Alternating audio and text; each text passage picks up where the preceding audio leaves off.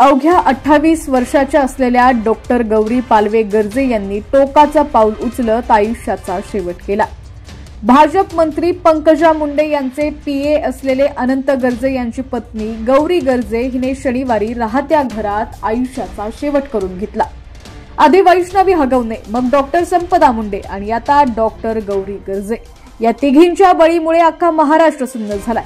लग्नाला अजून वर्षही पूर्ण झालेलं नाहीये, त्यातच गौरीनं हे टोकाचं पाऊल का उचललं असा प्रश्न अनेकांच्या मनात बसलाय। गौरीच्या आत्महत्येमुळे प्रचंड खळबळ उडालेली असून या प्रकरणात काल मध्यरात्री तिच्या पतीविरोधात गुन्हा दाखल करण्यात आलेला असून त्याला अटक करण्यात आलेली आहे। फेब्रुवारी 2025 मध्ये अनंत आणि गौरी या दोघांचा थाटामाटात शाही विवाह झाला। नवीन संसाराला सुरुवात करून काही महिने होण्याच्या आतच गौरीला स्वतःचा अंत करून घ्यावासा वाटला। इतकी टोकाची भूमिका घेऊन तिने आयुष्य संपवलं। यामुळे तिच्या आई वडिलांना आणि नातेवाईकांना प्रचंड धक्का बसलेला असून राज्यात मोठी हळहळ व्यक्त होतीये। लग्नानंतरही अनंत गर्जे याचे विवाहबाह्य अनैतिक संबंध होते। गौरीला ही गोष्ट समजल्यामुळे त्या दोघांमध्ये प्रचंड वाद व्हायचे। याच वादातून गौरीने आत्महत्या केली असा आरोप केला जातोय। डॉक्टर गौरी अनंतच्या नात्यात बराच काळ कुरबुर सुरू होती। अनंतच्या विवाहबाह्य संबंधाबद्दल कळाल्यावर गौरी हदरली होती। त्यांच्यात अनेक वाद होऊनही अनंतचं वर्तन सुधारलं नव्हतं। त्यातच तिच्या समोर एका कागदाचा पुरावा आला आणि ती कोसळलीच। अखेर तिने टोकाचं पाऊल उचलत आयुष्य संपवलं।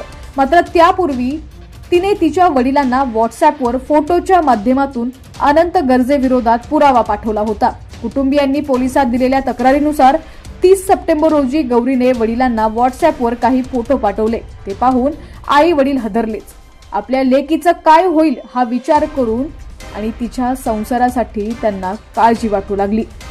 गौरीने वडिलांना जे फोटो पाठवले त्यात लातूरमधील एका हॉस्पिटलची काही कागदपत्रे होती।